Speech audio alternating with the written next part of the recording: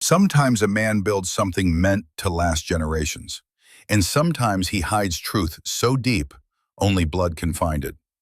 May 1st, 1977, Augustus Hartwell sat alone in his office at Hartwell Steel, watching the reel-to-reel recorder spin in the amber lamplight.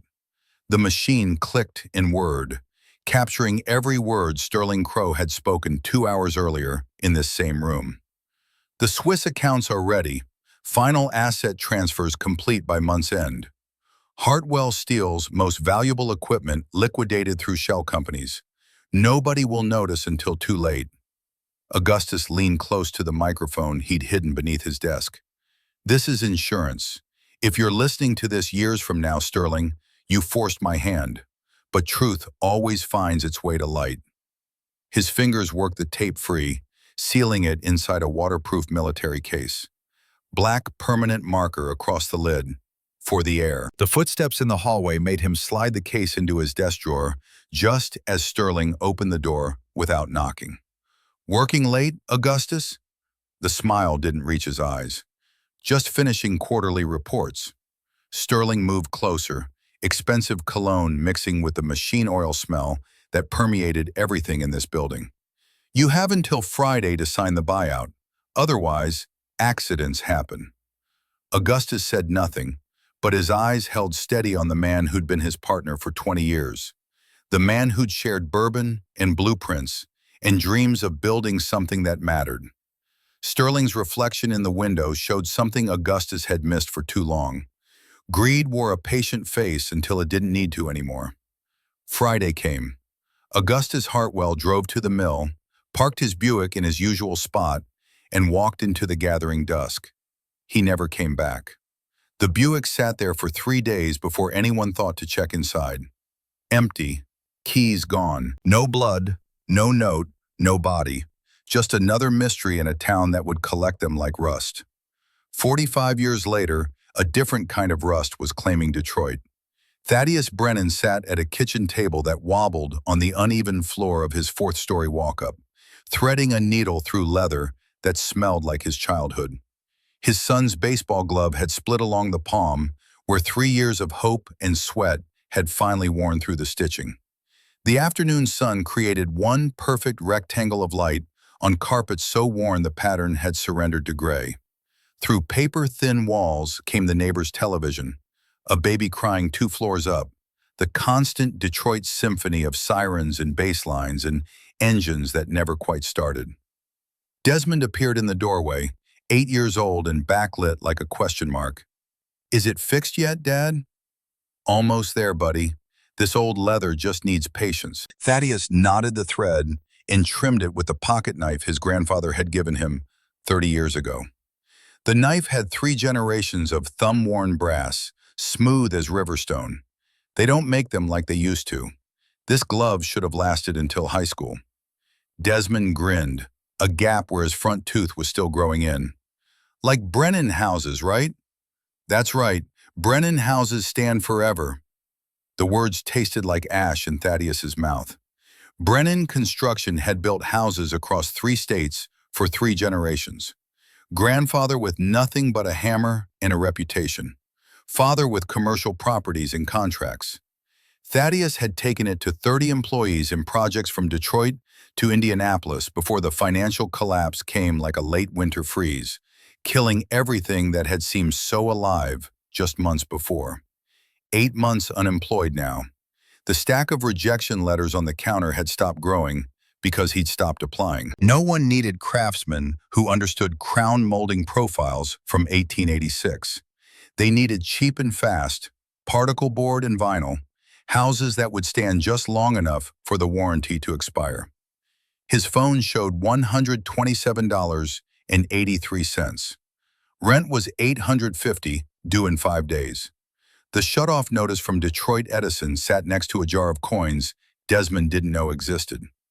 The knock on the door carried an official weight that made Thaddeus's stomach clench. But it wasn't the landlord. Miriam Blackwood stood in the hallway with a cream-colored envelope thick as a paperback book. Her silver hair was pulled into the same practical bun she'd worn every day since Thaddeus was 10.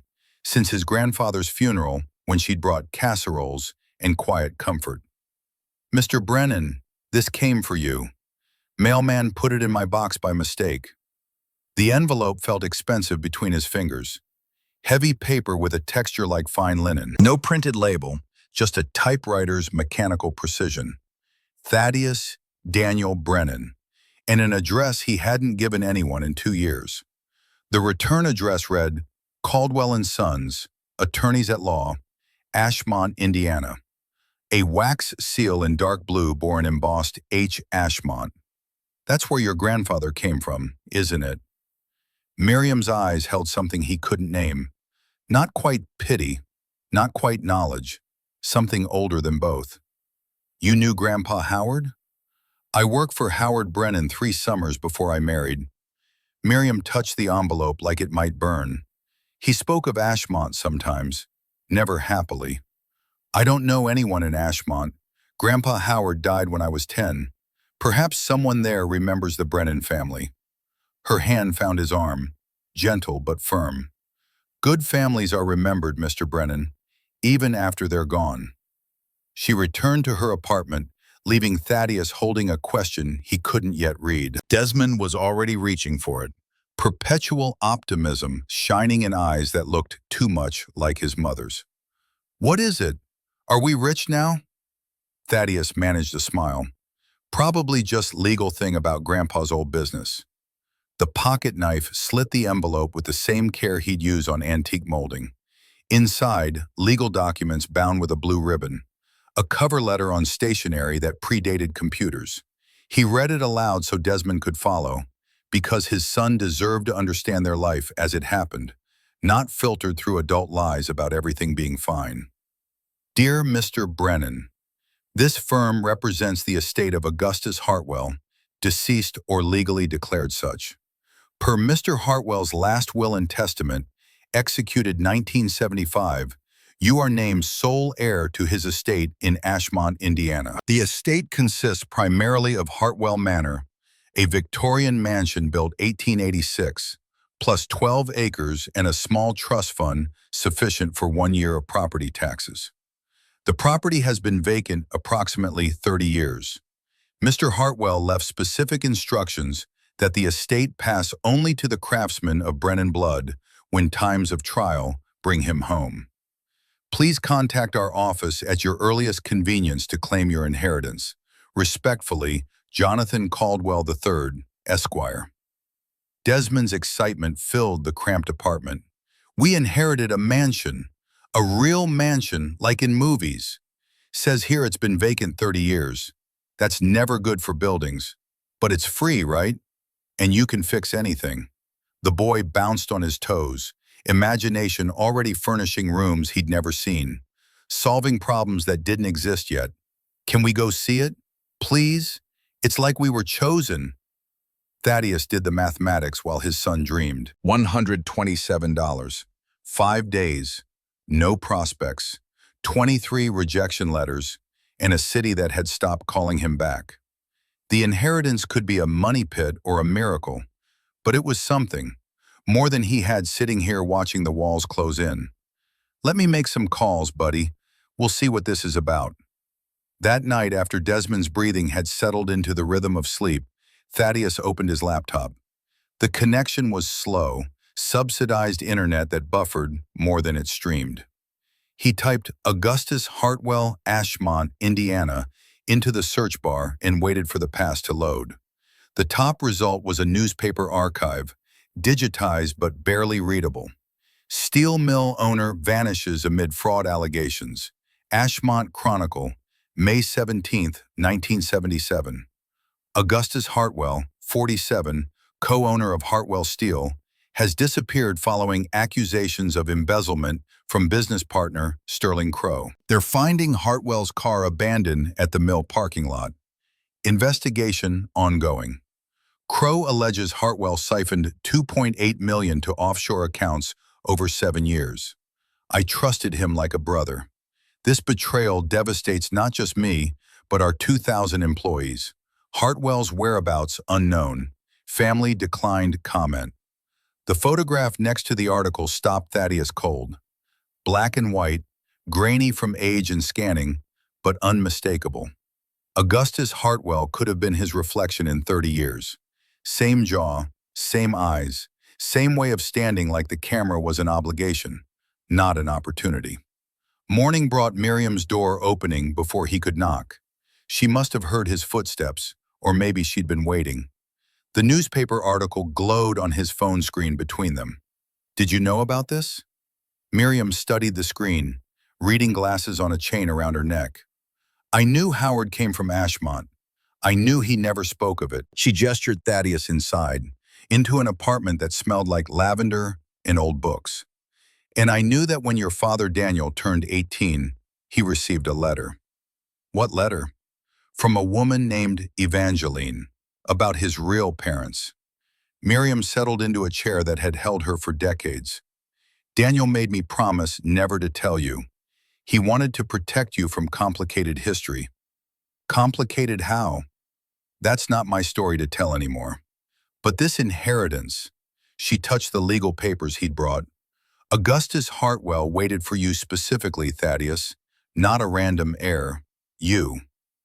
Miriam rose, moved to the window where Detroit sprawled below them like a promise that had expired.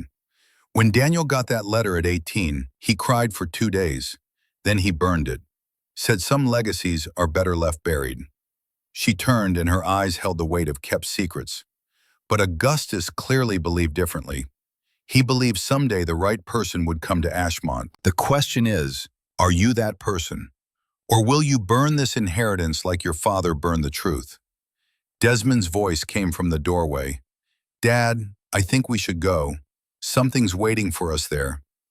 Buddy, you heard Mrs. Blackwood. My father wanted this buried. But Mr. Hartwell wanted it found. By you. The 8-year-old wisdom cut through adult complications. Maybe Dad was wrong to burn stuff. Maybe we're supposed to find what he couldn't. 2 days later, everything Thaddeus owned fit in a pickup truck. The landlord had been surprisingly understanding. Furniture went to storage, $89 a month he could afford for exactly 2 months. Tools filled the truck bed, wrapped in tarps against weather and thieves. Every possession reduced to what mattered, the ability to build, and the boy who gave him reason to. Interstate 69 carried them south, metropolitan sprawl giving way to farmland, to small towns that looked like time had simply stopped checking in. Desmond read from a library book about Indiana steel towns, facts tumbling out between bites of gas station sandwiches. Did you know Ashmont used to be famous for steel? Hartwell Steel made girders for Chicago's tallest buildings in the 1960s. Grandpa Howard would have known about that. He always said Midwest Steel built America. Book says the mill closed 1979. Town lost 60% of its population. Desmond looked up from the page, serious in a way that made him seem older. Dad, why do towns die? When factories close, people follow the work, like we're doing now. Are we running away? Thaddeus reached across the bench seat, squeezed his son's shoulder. No, buddy, we're not running. We're following an opportunity. Big difference. Ashmont appeared around a bend like a photograph from his grandparents' attic. Main Street held the bones of prosperity. Red brick buildings from 1880s and 90s, when people built things to outlast themselves. Johnson's Pharmacy, with hand-painted signage, faded to cotton candy pink.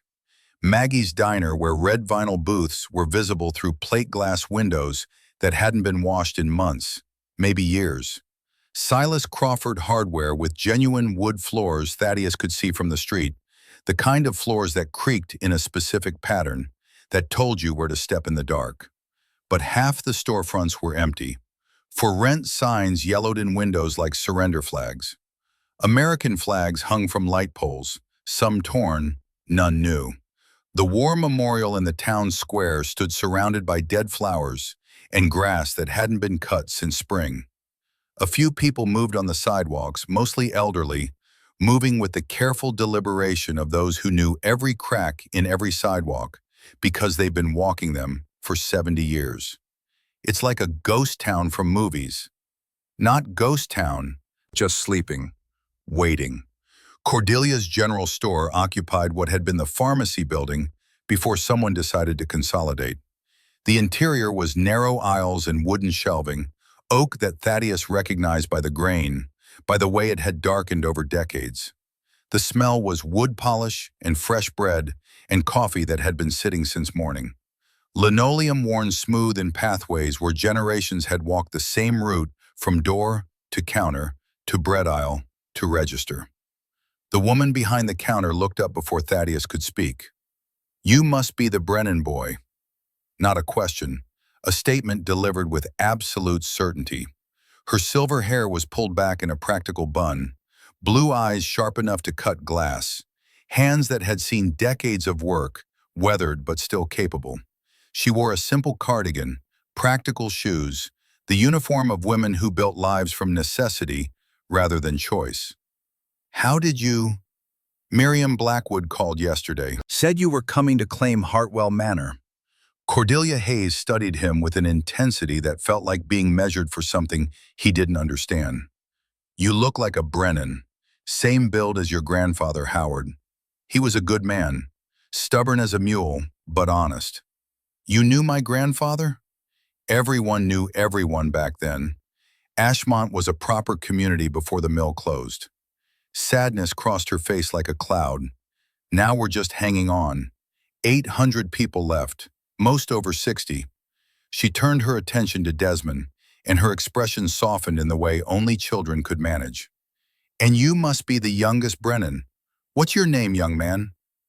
"Desmond Brennan, ma'am." "Do you know about the mansion? Is it really big?" "Certainly is. Biggest house in the county. 15 rooms, if I recall. Been sitting empty 30 years, though. Don't expect grandeur." Thaddeus selected bread and milk, basics to get them through the first day. "Did you know Augustus Hartwell?" Cordelia's hands paused for just a moment, ringing up the groceries. "As well as anyone, I suppose. Augustus and Sterling Crow built this town into something special. Good jobs, good wages. People were proud to work Hartwell Steel." She bagged items with practiced efficiency. Then May of '77, Augustus just vanished. Left his car in the mill parking lot, never seen again. Mrs. Blackwood said Mr. Hartwell disappeared. What happened? There was talk, of course, rumors he'd embezzled money, but those who knew Augustus never believed it. Her voice hardened on the next words. "And Sterling Crow took over the mill entirely after Augustus disappeared. Ran it into the ground within 2 years. Sold equipment, cut pensions, moved production overseas. Typical story these days, but it was shocking back then." As they were leaving, Cordelia touched Thaddeus's arm. "There are two kinds of people who come to Ashmont these days, Mr. Brennan. Those looking to uncover the past and those trying to bury it." Her grip was surprisingly strong. "I'm still not sure which kind you are." Loading groceries into the truck, Desmond pointed across the street. "Dad, that car's been following us." A black Mercedes, windows tinted dark, engine running. The driver was on his phone, looking directly at them. Not hiding, wanting to be seen. Then the car pulled away, slow and deliberate, leaving nothing but questions in its wake. Elm Street wound uphill through trees that had been saplings when the mansion was built. They created a tunnel effect, branches meeting overhead, dappling the road with shadows that moved like water. The curve came sudden, and then Hartwell Manor appeared. 3 stories of Victorian ambition rose behind a wrought iron fence gone orange with rust. 2 turrets marked the corners like sentries who'd abandoned their posts decades ago. The mansard roof showed gaps where slate tiles had fallen, giving it a gap-toothed grin against the Indiana sky. Paint that had once been cream now peeled in great curling sheets, hanging like birch bark. The wraparound porch sagged in places, ornate balusters broken or missing entirely. Windows, 42 that Thaddeus counted automatically, his craftsman's eye cataloging even while his heart tried to process the scale of it. "Wow." Desmond's voice held wonder and uncertainty in equal measure. "What do you think, buddy? It looks sad, like it's been waiting for someone to come home." Thaddeus knelt to his son's level, looking at the mansion through 8-year-old eyes. Then he looked again with the eyes his grandfather had trained, seeing past decay to structure. The foundation was local limestone, solid as the day it was quarried. No settling visible in the walls. Structural timbers visible through one broken window appeared sound. The roof sagged slightly, but hadn't collapsed. Corbels under the eaves were intact, showing intricate carving. Good bones, cosmetic damage, salvageable. The front door key was brass, heavy in his palm, scrollwork elaborate enough to be art. The lock was original hardware, keyhole plate the size of his hand. He inserted the key, felt it slide home with the precision of master craftsmanship. Turned it. The click echoed internal mechanisms that had been waiting 45 years for this moment.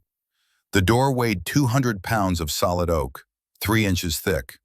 It opened with a creak that was less sound than memory, the voice of a house remembering how to breathe. The entry hall took that breath away. Light streamed through stained glass panels flanking the door, throwing colored shadows across white oak floors 12 inches wide. The grand staircase curved upward along the left wall, walnut banister gleaming dully under dust that had settled like snow. Crown molding ran the perimeter, 14 feet up, an 8-inch profile, hand-carved with such precision that Thaddeus could see the craftsman's chisel marks, intentional texture that machines couldn't replicate. Wainscoting rose 4 feet, panel frame panel pattern in oak that matched the floors. Above it, wallpaper in sage green florals, faded now to something between memory and ghost. The chandelier was gone from the ceiling medallion, stolen or sold, but the medallion itself remained. Plasterwork showing interlocking circles, a pattern Thaddeus would remember later. The house smelled of dust and aged wood and something sweet underneath, lavender perhaps, sachets placed by hands that had been dust themselves for decades. His footstep on the first floorboard produced a creak, G-sharp if he had to name it. Desmond's lighter weight created a higher note. The house was playing itself like an instrument, announcing their presence to rooms that had held nothing but silence for longer than Thaddeus had been alive. He reached out, touched the banister, dust thick as velvet under his fingers. But the wood beneath was still hard, still true. Walnut didn't forgive sloppy joinery, demanded respect from anyone who worked it. Whoever built this staircase had given that respect. Whoever built this understood something. Desmond, come here. What, Dad? That buildings aren't just shelter, they're statements. He ran his hand along the doorframe, showing his son the dovetail joints visible where the trim met the jamb. Every joint, every detail, they're saying this was built to matter. This was built to last when the people who made it were long forgotten. The parlor drew Desmond like gravity. The crystal chandelier still hung there, somehow surviving when everything else of value had been stripped. Hundreds of prisms caught the afternoon sun slanting through tall windows, throwing rainbow fractals across walls and floor and ceiling. Desmond stood beneath it, bathed in colored light, and for a moment Thaddeus could see the mansion as it had been. Could imagine Augustus Hartwell standing in this exact spot, watching his own child play in the same kaleidoscope of color. The fireplace mantel was Carrara marble, gray with veins of gold. Carved acanthus leaves and rosettes showed the work of someone who understood that stone was just another language, one that spoke across centuries if you learned to read it. Above the mantel, a mirror in mercury-backed glass, miraculously unbroken, reflected the room in silvered tones that made everything look underwater. The dining room held a mahogany table that could seat 12, still gleaming under its shroud of dust. Built-in china cabinets lined one wall, original wavy glass intact. The ceiling medallion here showed the same interlocking circles pattern, plasterwork that would have taken weeks to complete. Thaddeus made a mental note without knowing why. His grandfather had taught him that details repeated for a reason. In the kitchen, the cabinetry was all original, built-in work that rivaled the front rooms. Walk-in pantry with floor-to-ceiling shelving, cast iron sink with porcelain coating chipped but functional. The stove was gone, sold or stolen, but everything else remained. Thaddeus noticed that the craftsmanship here matched the formal spaces. Rare in an era when kitchens were servants' domain, built cheap and hidden. But Augustus Hartwell, or whoever designed this house, had believed the unseen parts mattered as much as the showpieces. Upstairs yielded 6 bedrooms, each with its own character. The master suite occupied the entire east wing. Bay window in the sitting area. Bedroom 20 by 24, Thaddeus estimated. Ensuite bathroom with a clawfoot tub, cast iron with no chips, deep enough for soaking away a long day's work. The closet was cedar-lined, and impossibly, the smell was still there. Sharp and clean, fighting back decades. The tower rooms stopped them both. Circular walls following the turret's interior. 4 windows facing the cardinal directions. From here, the entirety of Ashmont was visible. The town spread below them in an orderly grid. To the west, the abandoned mill complex squatted like a monument to broken promises. East showed the river, a silver ribbon threading through trees. South was farmland stretching toward a horizon that seemed impossibly distant. "This is my room." Desmond's voice held certainty that Thaddeus wouldn't argue with. "Can this really be ours?" "If we can make it work, buddy, it'll take everything we've got." As sunset approached, they brought their duffel bags inside. Thaddeus noticed things his son didn't. Fresh tire tracks in the gravel, not from his truck. Footprints in the porch dust, too recent to have survived the rain 2 days ago. In the library, one book lying open on a writing desk, no dust on its pages. Someone had been here, recently. He said nothing, not wanting to frighten Desmond, but his hand checked his pocket for the truck keys out of instinct older than thought. They slept that first night in the library, sleeping bags on hardwood floors. Tall windows let in moonlight that turned everything silver. Leather-bound books surrounded them on shelves that reached 12 feet up. Thaddeus lay awake long after his son's breathing settled into sleep's rhythm. The house creaked and settled around them, adjusting to new weight, new warmth, new purpose. An owl called outside, its cry echoing across overgrown gardens. Morning came with Desmond already awake, pulling books from shelves with the systematic approach of someone on a mission. He found the newspaper clipping tucked between 2 volumes of Dickens. Steel mill owner missing after fraud allegations.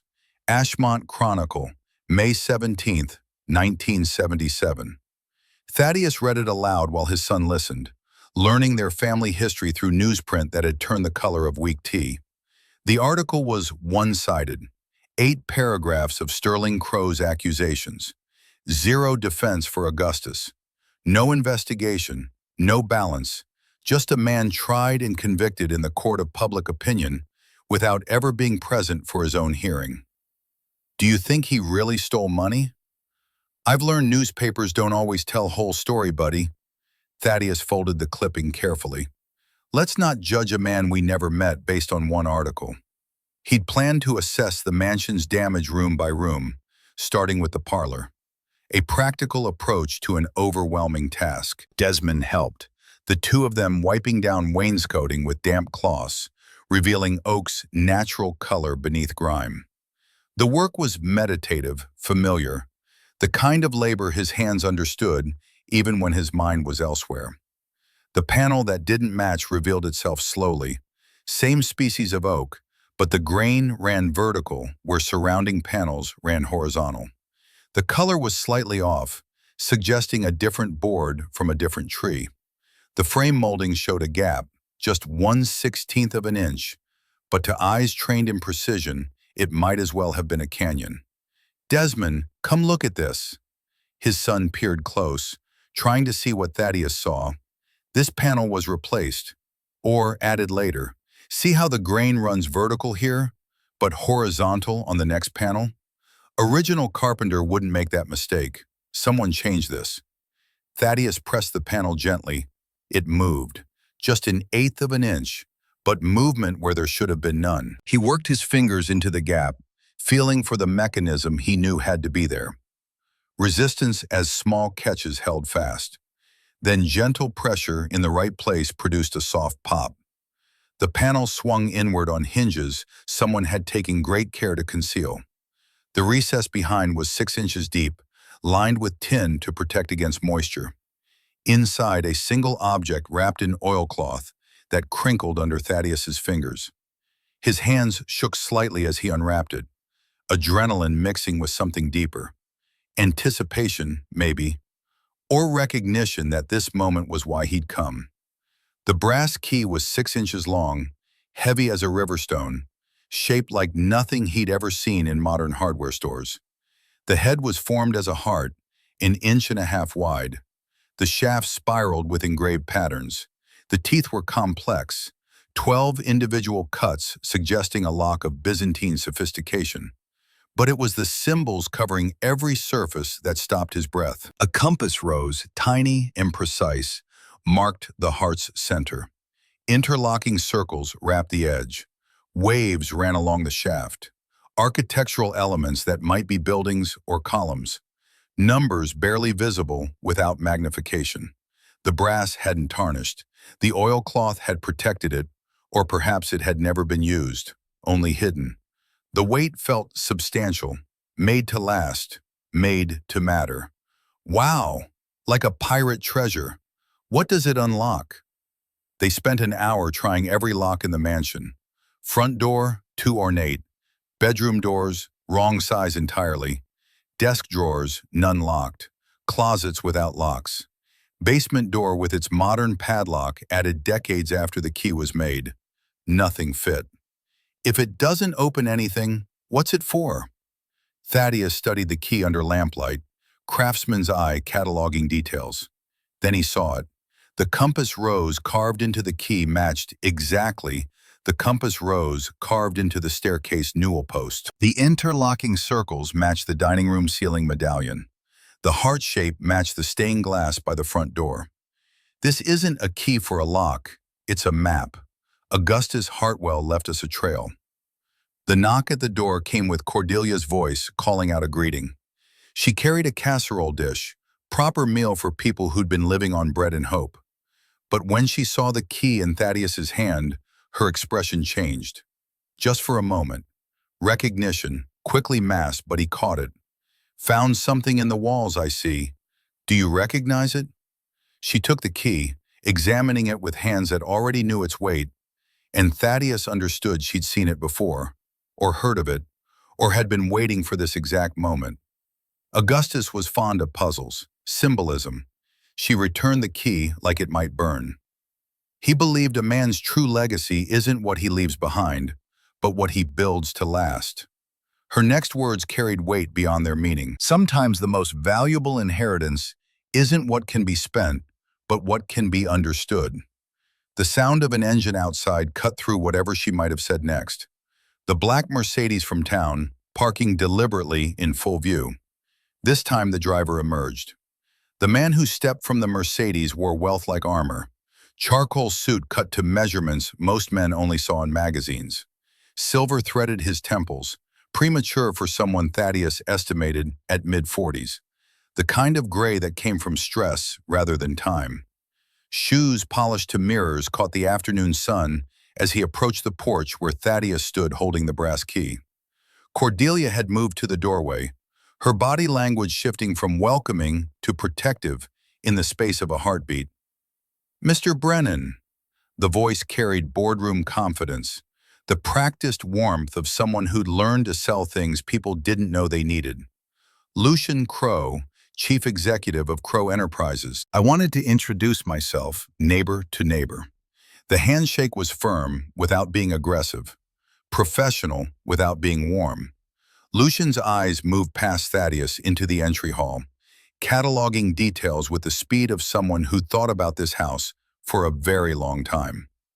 Up close, his hazel eyes held something that looked like permanent exhaustion, the kind that sleep couldn't fix.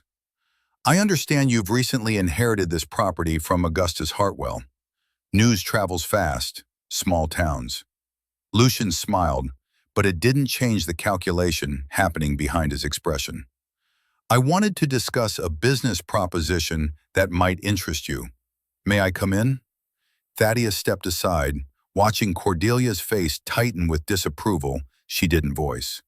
Lucian wiped his shoes on the threshold, despite no Matt being present, a gesture of respect for the house itself that seemed genuine. He moved through the entry hall like someone visiting a grave, his gaze lingering on the staircase, the wainscoting, the stained glass throwing colored patterns across worn floorboards.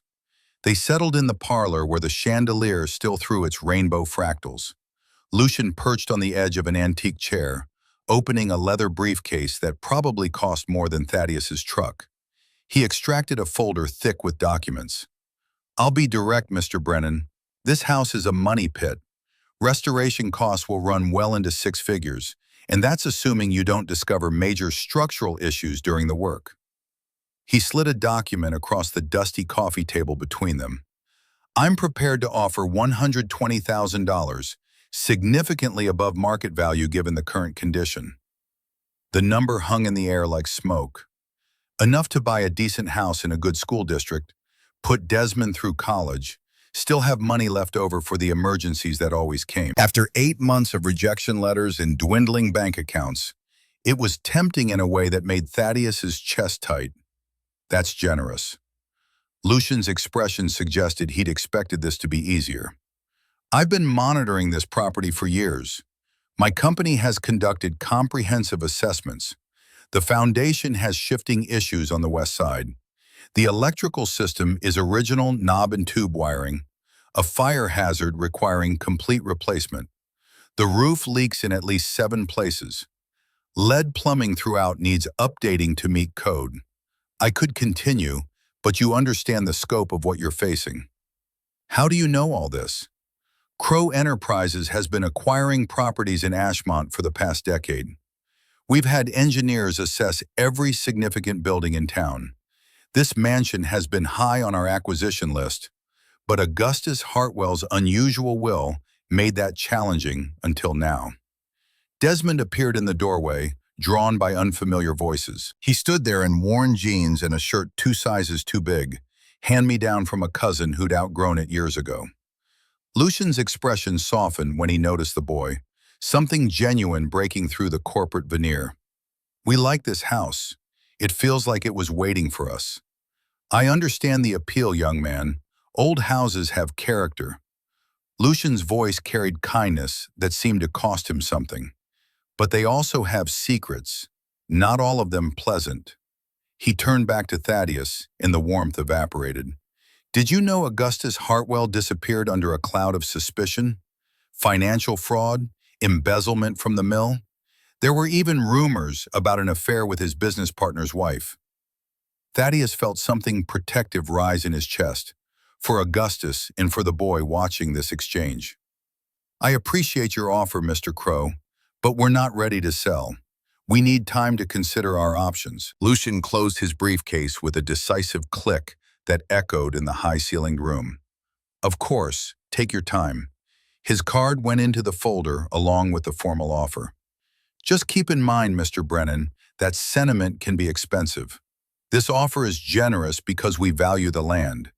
If the house deteriorates further, that value decreases." At the door he paused, looking up at the grand staircase one more time. "It's a shame, really. In its day, this was the finest house in the county. But Augustus Hartwell left more than a house behind when he vanished. He left a legacy of questions that have haunted this town for decades." His gaze settled on Thaddeus with uncomfortable intensity. "Be careful you don't inherit those ghosts along with these walls." The Mercedes pulled away, gravel crunching under expensive tires. Cordelia remained in the doorway, arms crossed over her cardigan. "That man has been circling this property like a vulture for 20 years. Her voice carried steel underneath the southern lilt. "He won't take no for an answer easily. Why is this house so important to Crow Enterprises? Sometimes when a man disappears, he leaves questions behind. And sometimes the answers to those questions are worth more than the property they're hidden in." She moved to the window, watching the Mercedes disappear down Elm Street. "Augustus Hartwell and Sterling Crow built this town together. Then something went wrong between them. Whatever happened in 77, it changed Ashmont forever. And Lucian? Cordelia turned back, her expression carrying the weight of kept secrets finally finding their moment. There's something you need to know about who you really are, Thaddeus, about why Augustus left this house specifically to you. She retrieved a photograph from her handbag, handling it with the reverence reserved for holy relics. Summer of 72. The colors had faded to something between memory and dream. Augustus Hartwell stood tall and strong, dark hair showing the first threads of silver. Beside him, a woman with auburn hair and sad eyes. Between them, a small boy, maybe 5 years old, with Thaddeus's chin and Desmond's eyes, and a smile that suggested he didn't yet know the world could be cruel. The woman is Evangeline Crow, Sterling Crow's wife. Cordelia's voice was gentle, preparing him for impact. The boy is Daniel Brennan, your father. That's impossible. My father grew up in Detroit. His parents were Howard and Elizabeth Brennan. Howard and Elizabeth adopted Daniel when he was 6, after Evangeline sent him away for protection. Cordelia sat beside him, the photograph between them like evidence in a trial. Daniel was born in 67. Evangeline and Augustus had an affair, but she told Sterling the child was his. For 5 years they lived with that lie, but a child's features reveal truths over time. Daniel began looking more like Augustus. Sterling started suspecting. The room tilted slightly, reality reorganizing itself around this new truth. Evangeline feared Sterling's temper. She contacted Augustus, and together they arranged for Howard Brennan, Augustus's second cousin, to adopt Daniel. Move him to Detroit, give him a different life. It broke both their hearts, but they believed it was the only way to keep him safe. "Why didn't my father tell me?" Evangeline wrote to Daniel on his 18th birthday, explaining everything. By then, Augustus had disappeared. The scandal had died down. Cordelia touched the photograph gently, fingertips on faces frozen in time. What Daniel chose to do with that knowledge was his decision. Perhaps he wanted to protect you, just as his parents protected him. Desmond's voice came small from where he'd been listening. "So Augustus Hartwell was Dad's grandpa? Dad's real grandpa?" "Yes, sweetheart, which makes him your great-grandfather. And it makes Thaddeus the rightful heir Augustus was waiting for." The numbers on the key. Thaddeus pulled it from his pocket, examining the faint engravings with new understanding. May 10th, 67, Daniel's birthday. Augustus encoded everything, every clue tied to family. Cordelia stood, moving toward the door. "There's more you should know. Sterling Crow died in a yacht explosion in 85. Circumstances were suspicious. Some said accident, some said suicide. Few whispered darker possibilities. And Lucian? Sterling adopted him when he married Lucian's mother in 76. The boy was born that same year. Never knew any father but Sterling. After Sterling died, after Evangeline killed herself 7 years later, Lucian became obsessed with the Hartwell legacy. He believes Augustus destroyed his family. The weight of it settled over Thaddeus like snow. Generations of secrets, lies told to protect children who grew into adults carrying wounds they didn't understand. This changes everything. Does it? Cordelia paused at the threshold. You're still you. Desmond is still Desmond. This house is still waiting to be restored. The only difference is now you know why Augustus chose you. Blood and craft, Thaddeus. He needed someone with both. That evening, Thaddeus walked Main Street as the sun painted Ashmont in shades of amber. The diner was still open, red booths visible through windows that needed washing. He found Silas Crawford inside, finishing coffee that had gone cold while he read a contractor's journal. Silas was 60, weathered in the way of men who'd spent decades outside. His hands showed scars from every tool in the tradesman's arsenal. When he looked up, his eyes held the assessment Thaddeus recognized from every job interview he'd endured. You must be the Brennan boy. Cordelia called, said you might need work. I'm a carpenter, third generation. restoration specialist. Thaddeus's resume felt inadequate spoken aloud. I need income while I figure out what to do with the mansion. Can you match crown molding profiles from 1886? With hand tools or router, depending on what you need. Silas's expression shifted from polite to interested. Show me your hands. Thaddeus extended them, calloused, scarred from countless small mistakes and a few large ones. The right thumb showed where a chisel had slipped 15 years ago, leaving a scar that would never quite fade. These were working hands, honest in a way words couldn't be. I'm doing a Victorian restoration downtown. Robinson House. Owner wants original crown molding matched where water damage destroyed sections. Most guys today don't know how to read wood grain, don't understand why it matters. I do. 25 an hour, cash, weekly. Start tomorrow at 7. Silas extended his hand, and Thaddeus shook it, feeling the first solid ground he'd stood on in months. But that's not why I called Cordelia, asking her to send you my way. No? You'll need allies in this town, Mr. Brennan. Lucian Crowe has considerable influence. He owns 40% of commercial real estate, employs 200 people directly or through subsidiaries. When he wants something, he usually gets it. I'm not selling the mansion. Good. Silas's smile held approval. Augustus Hartwell was a better man than history remembers. It's about time someone set that record straight. The next morning, Thaddeus left Desmond with Cordelia, who'd offered to watch the boy while he worked. The Robinson house was 3 blocks from Main Street, a smaller Victorian showing the same craftsmanship as the mansion. The crown molding in the front parlor had a profile that would require careful measurement and multiple router passes. Thaddeus lost himself in the work, in the precision of matching wood to wood, in the satisfaction of restoration rather than mere replacement. At lunch, Sheriff Garrett Whitlock appeared, ostensibly to inspect the work permit, but clearly there for other reasons. He was 63, built solid like the brick buildings he'd spent his life protecting. His eyes missed nothing, cataloging Thaddeus's work with professional appreciation.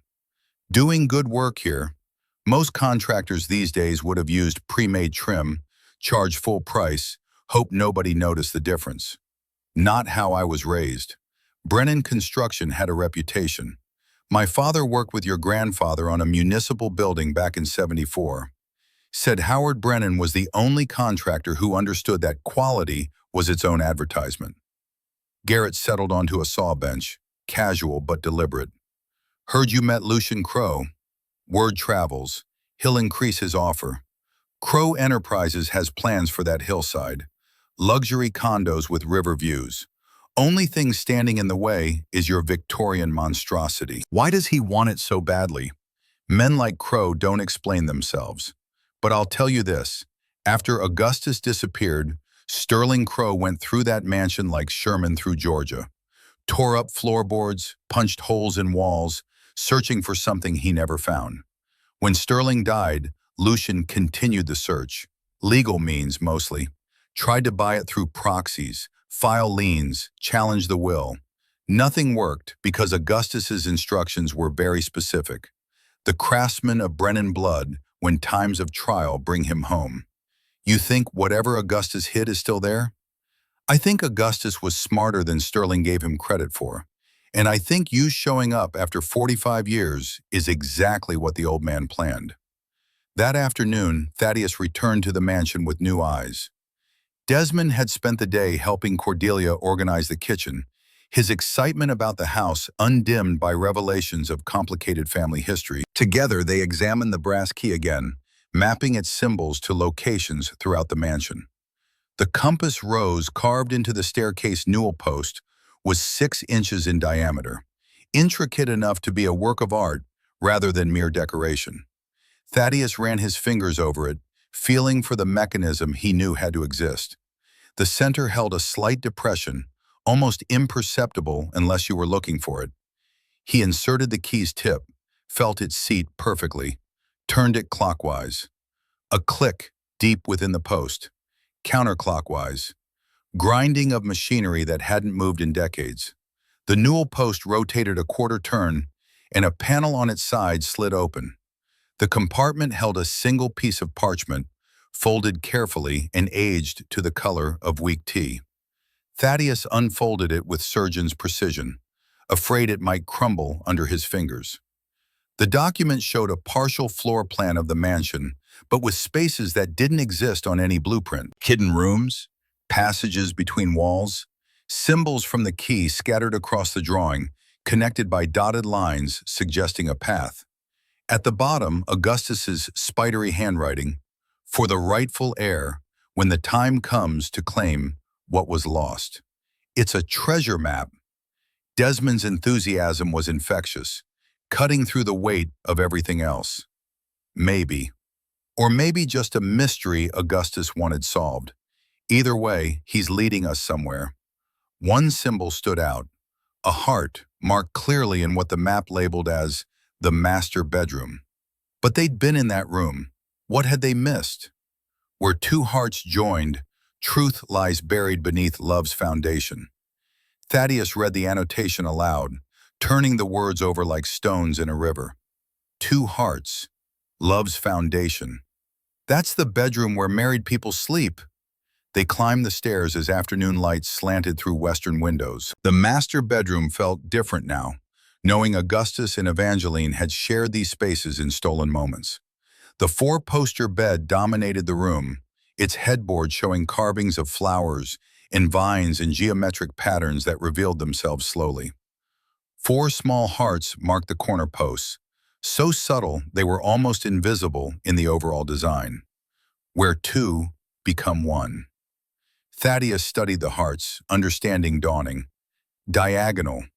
Opposite corners join in the middle. He pressed the top left heart. Nothing. Then reached across with his other hand, pressing bottom right simultaneously. A click beneath the bed, mechanical, uncertain.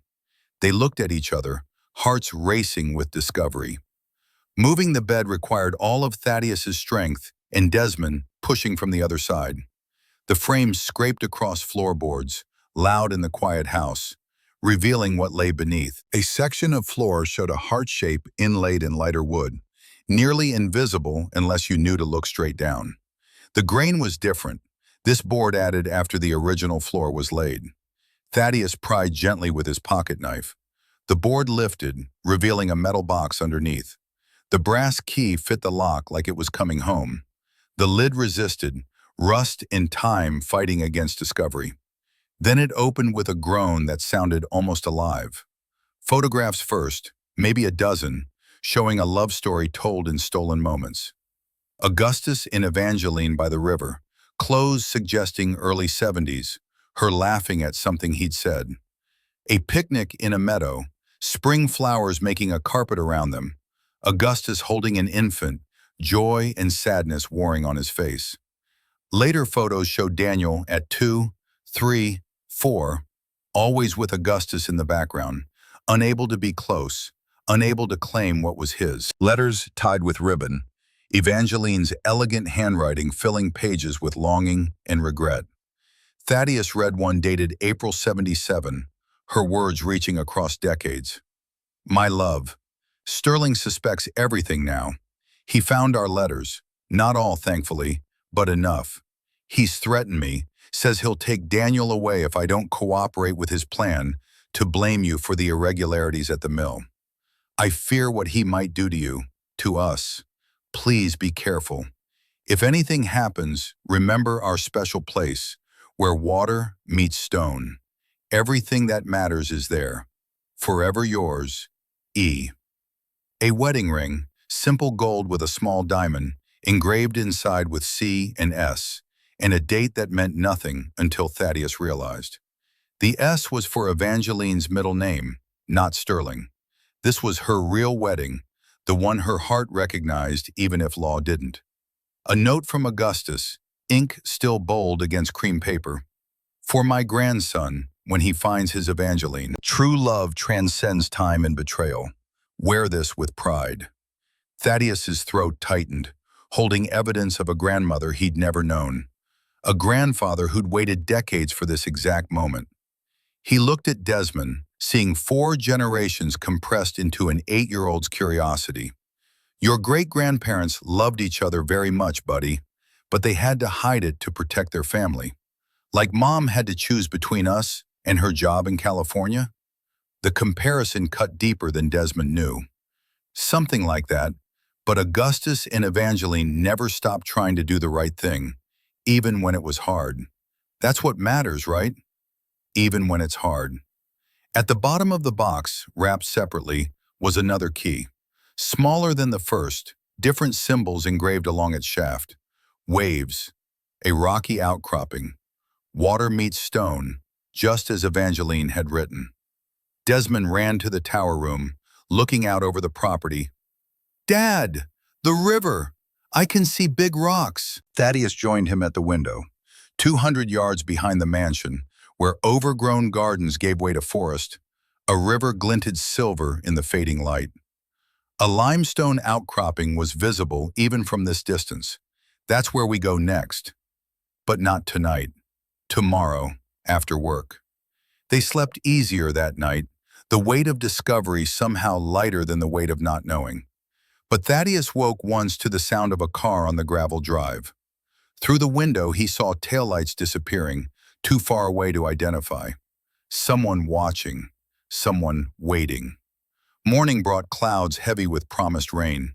Thaddeus worked at the Robinson house while weather held, making progress on the crown molding that felt like meditation. Precision work demanded full attention, leaving no room for worries about the past or future. Just present moment, wood and blade and practiced hands creating something that would last. His phone rang at lunch. Lucian Crowe, the voice smooth as the expensive suit he wore. "Mr. Brennan, I hope I'm not interrupting. I wanted to follow up on our conversation. I'm still not selling. I expected you might say that, which is why I've brought a revised offer. $200,000, Mr. Brennan. Double the original offer, well above any reasonable valuation." The number was staggering, enough to change everything, solve every problem, give Desmond opportunities Thaddeus had never imagined. That's very generous. It reflects Crowe Enterprises' strong interest in developing that hillside. Lucian paused, and Thaddeus heard calculation in the silence.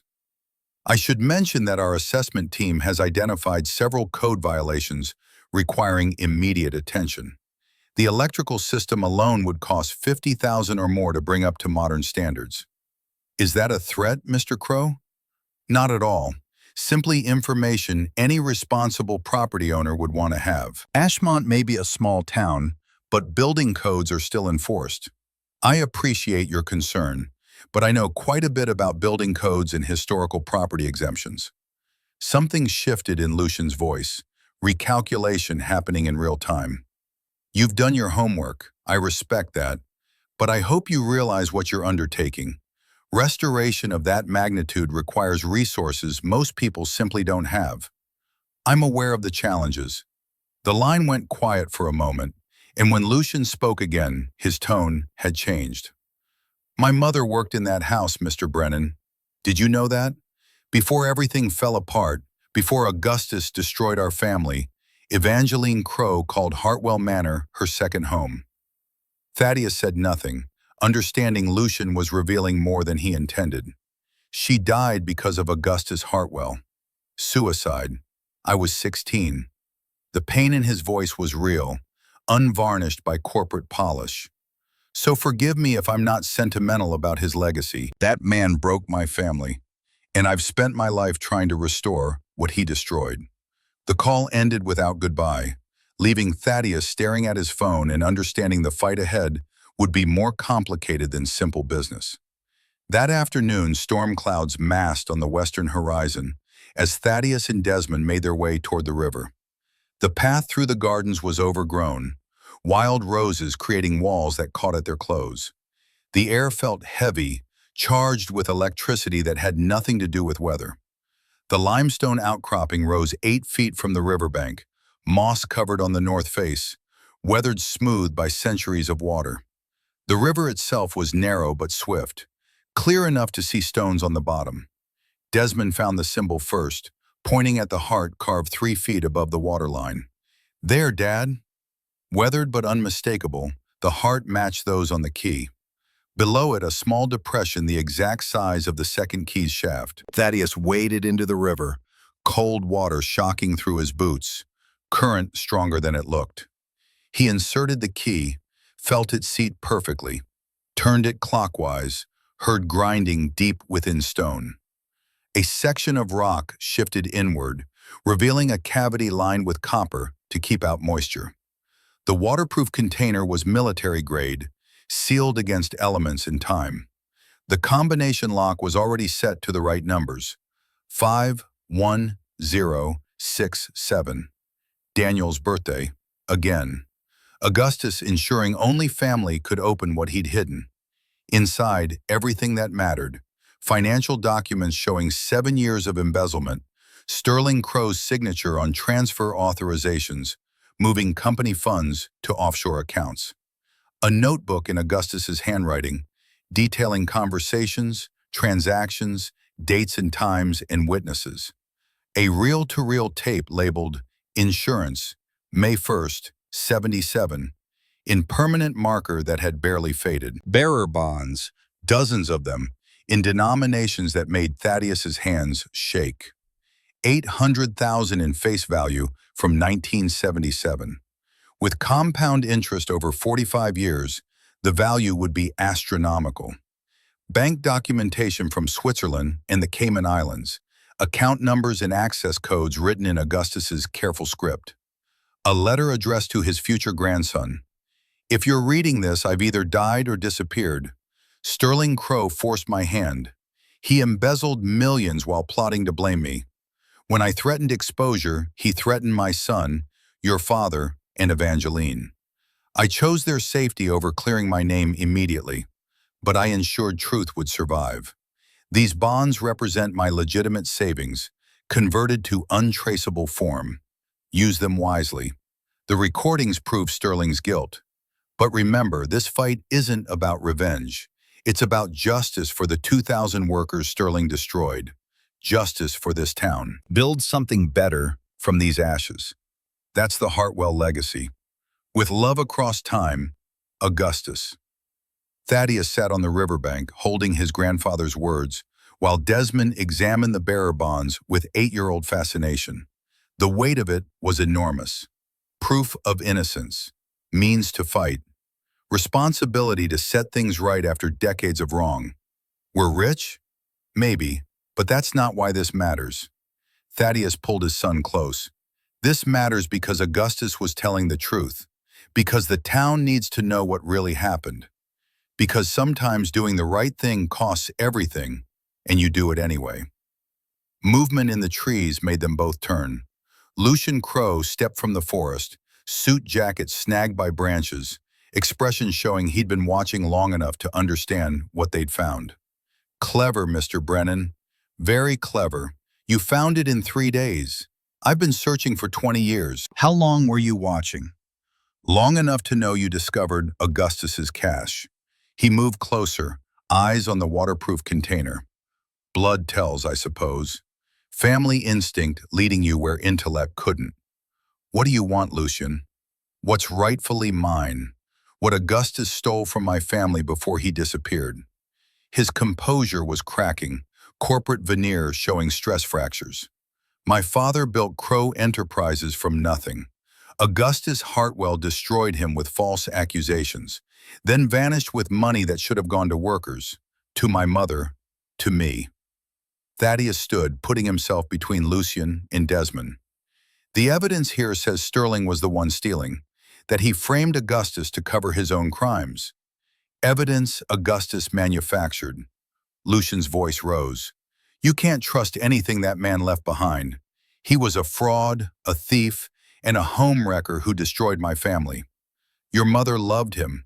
That's not fraud. That's just life being complicated." The words hit Lucian like a physical blow. His face went pale, then flushed with anger. "Don't presume to know about my mother. Don't pretend Augustus was some kind of martyr. He seduced a married woman, fathered a bastard, then disappeared when his crimes caught up with him. Or he disappeared to protect that child, to protect your mother from Sterling's temper. Thaddeus held his ground, to preserve evidence until the right time to use it. Lucian pulled out his phone, dialing without breaking eye contact. Jim, proceed with the inspection tomorrow morning. Full code enforcement, no exceptions. He listened briefly. Yes, I understand it's a historic property. No, no exemptions. If it's not up to code, I want it condemned. He ended the call, smile cold and certain. Jim Parker is the county building inspector. By this time tomorrow, that mansion will be declared uninhabitable. You and your son will be looking for a new place to live. You can't do that. I just did. Unless you reconsider my offer. $200,000. You can be out of Ashmont by the weekend, start fresh somewhere else. His expression softened slightly, almost pleading. Please, Mr. Brennan, don't make this harder than it needs to be. I'll think about it. You have until tomorrow morning. After that, the wheels of bureaucracy start turning, and there's nothing either of us can do to stop them. Lucian walked away through the forest, leaving Thaddeus and Desmond standing by the river, with 45 years of secrets in a waterproof box. Did he mean it, Dad? Will they really take our house? He meant it, but we're not giving up that easily. They carried the container back to the mansion as the first fat raindrops began to fall. Inside, spreading everything across the library table, they took inventory of Augustus's legacy.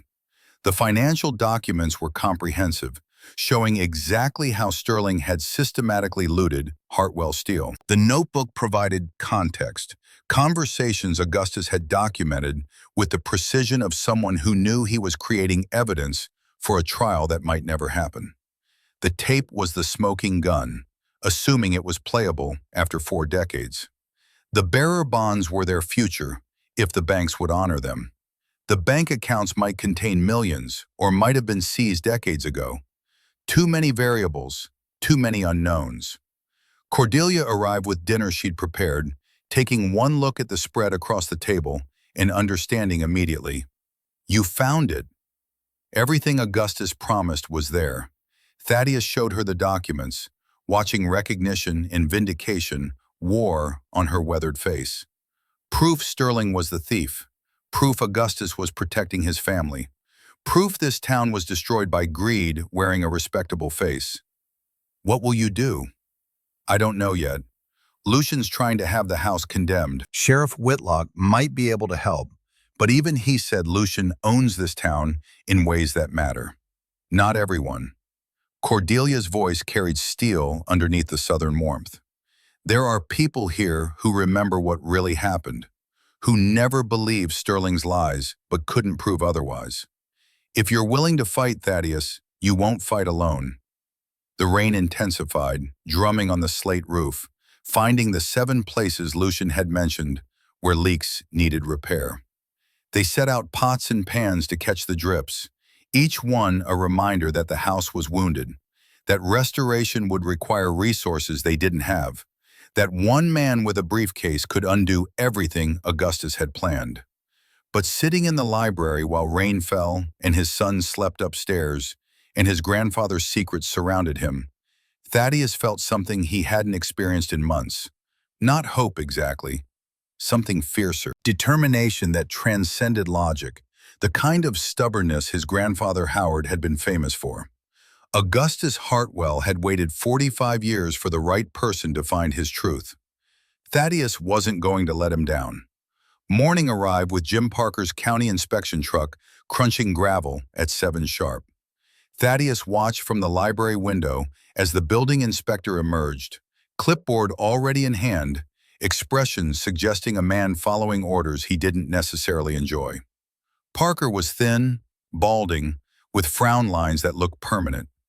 He approached the mansion like someone cataloging a condemned building rather than evaluating one for habitation.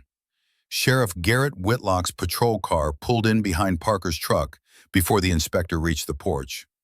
Garrett moved with the unhurried confidence of someone who'd spent 40 years understanding exactly how much authority he possessed and when to use it. His hand rested on Parker's shoulder, gentle but unmistakable. Jim, didn't know you had inspections scheduled today. Parker's face tightened. Emergency assessment. Code violations reported by concerned citizen. Who reported them? The flush creeping up Parker's neck answered before his mouth did. That's confidential information, Sheriff. Is it? Garrett smiled without warmth. Because I'm betting Lucian Crowe made a very persuasive phone call. Maybe mention those consulting fees Crowe Enterprises pays your firm for property assessments? Parker's clipboard lowered slightly. I don't appreciate the implication. No implication, Jim. Just observation. Garrett turned to Thaddeus, who'd emerged onto the porch. Mr. Brennan here is working with Silas Crawford on the Robinson restoration. Doing exceptional work, I'm told. Man who understands historical properties that well probably knows code requirements better than most inspectors. I've filed preliminary paperwork with the State Historic Preservation Office. Thaddeus kept his voice level, factual. Emergency protective status while full application processes. Takes 6 to 8 months typically, during which all code enforcement goes through their review. Parker looked between them, calculation visible in his eyes. I wasn't aware of any historic preservation filing. Submitted electronically 2 days ago. Confirmation email came through yesterday. Thaddeus pulled out his phone, showing the official response from the state office. In the meantime, property is protected from local enforcement actions without state approval. The inspector's shoulders sagged microscopically, a man realizing his assignment had become more complicated than promised. I'll need to verify this with the state office. Of course. Garrett's smile widened. Take your time. I'm sure they'll have record of Mr. Brennan's application. Might take a few days for them to respond, being a state bureaucracy and all. Parker retreated to his truck, clipboard clutched like a shield. Through the windshield, they could see him making phone calls, frustration evident in his gestures. After 20 minutes, he drove away without conducting any inspection. That won't stop Lucian. Garrett leaned against the porch railing, testing its stability with professional habit. Just buys you time. Time is all I need. Thaddeus showed the sheriff the waterproof container's contents, spread across the library table inside. Garrett examined each document with the careful attention of someone who understood evidence, who knew the difference between proof and allegation. This is substantial. Sterling Crowe's embezzlement documented over 7 years. The notebook entries, if verified, establish a pattern. The tape could be decisive if it's playable. I need equipment to play it. The reel-to-reel format from '77, not many places still have working players. Evidence Locker at the station has one, from when we used to record witness statements. Garrett pulled out his phone, making a call. Brought it out of storage last year for a cold case. Still works. Can you get people to listen? The workers who lost everything, the families Sterling destroyed? I can try. But understand, Thaddeus, this town has lived with one version of history for 45 years. Lucian Crowe employs 200 people directly or indirectly. Challenging him means challenging their livelihoods. Then we make it about truth, not revenge. Augustus didn't leave this evidence to destroy Lucian. He left it to clear his own name and help rebuild what Sterling tore down. Garrett studied him for a long moment. You sound like your grandfather. Howard Brennan had that same stubborn integrity. Made him difficult to work with sometimes, but you always knew where you stood. By noon, Cordelia had worked her network through every church group, coffee klatch, and retired workers association in Ashmont. Former Hartwell Steel employees began arriving at the mansion in 2s and 3s. Men in their 70s and 80s who moved with a careful deliberation of age, but whose eyes still held the sharpness of people who'd built things with their hands. Their wives came too, women who'd stretched paychecks and raised families on Steeltown wages that disappeared overnight when Sterling closed the mill. Walter Grayson had been floor supervisor, 32 years at Hartwell Steel before the closure. His hands showed burn scars from molten metal, arthritis from decades of physical labor. He examined Augustus's financial documents with reading glasses perched on his nose, comparing dates to his own memories. This transfer here, March 76. That's when our equipment budget got slashed 40%. Sterling said it was economic pressures, steel prices dropping. The anger in his voice had been aging for decades. But the money was there. He was stealing it while telling us to tighten our belts. Mary Chen's husband had died 5 years after the mill closed. Heart attack at 53 that she blamed on stress and lost purpose. She held Evangeline's letters with hands that trembled slightly. I knew her. Mrs. Crow used to volunteer at the library, always kind, always sad. We thought she was unhappy in her marriage, but nobody talked about such things then. Her voice dropped to almost a whisper. Sterling had a temper. Everyone knew, nobody said. By 3 o'clock, 20 former workers and their families crowded the mansion's front rooms. Garrett arrived with the reel-to-reel player, setting it up in the library where Augustus's evidence surrounded them like accumulated proof of a trial that had never happened. The tape threaded onto the ancient spools, brown oxide coating still intact after being sealed in waterproof protection for 45 years. This recording was made May 1st, 1977, 2 weeks before Augustus disappeared. Garrett's voice carried the formal weight of official testimony. The voice you'll hear is Sterling Crow, recorded without his knowledge during a private conversation with Augustus Hartwell. The play button clicked down. Static hissed, then voices emerged from across the decades. Sterling's voice, smooth and confident, with the arrogance of someone who believed himself untouchable. The arrangements are complete. Swiss accounts established, final transfers done by month's end. Hartwell Steel's most valuable assets will be liquidated through our shell companies before anyone realizes what's happening. Augustus's voice, closer to the microphone, controlled but carrying tension underneath. And the workers? Their pensions? The promises we made? Sterling laughing, a sound without humor. Don't be naive, Augustus. Business is business. They want security. They should have chosen different careers. The smart ones will find other jobs. The rest aren't my concern. Augustus, anger barely restrained. I won't let you do this. I've documented everything. The false accounts, the offshore transfers, the shell companies. If this goes public, you'll face criminal charges. Sterling's voice hardening to something cold and final. Nobody will believe you. I've already planted evidence of your embezzlement, your signature on transfer authorizations, backdated memos in your handwriting. It's your word against mine, and I own 3 county judges and the district attorney. Augustus. So that's it? You steal millions, destroy thousands of lives, and walk away clean? Sterling, matter of fact in his cruelty. That's how the world works, Augustus. The strong take what they want. The weak suffer what they must. You're an idealist, and that's why you'll lose. Now you have a choice.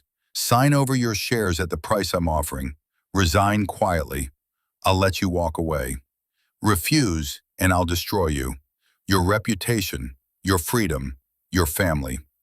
The tape continued, Sterling detailing exactly how he'd frame Augustus, exactly how he'd manipulate the investigation, exactly how he'd ensure Augustus took the blame, while Sterling emerged as the betrayed partner, forced to save what he could from his former friend's perfidy. When the recording ended, the room held silence heavy as stone. Walter Grayson's face had gone red, hands clenched into fists that shook with rage too long suppressed. That son of a bitch. That goddamned lying son of a bitch. We lost everything because of him. My pension was supposed to be $800 a month. Got $200 when the mill closed. Sterling said the company was bankrupt, that there was nothing left. The money was there. Thaddeus's voice cut through the rising anger. Sterling stole it, hid it, then closed the mill and blamed economic conditions. And he let Augustus take the fall rather than face justice himself. Why should we believe this? A woman in the back, younger, maybe 50, someone who'd inherited the town's broken promises rather than living through their breaking. For all we know, Augustus made this tape himself, faked Sterling's voice. Garrett stepped forward, his authority carrying weight. I've worked law enforcement 40 years.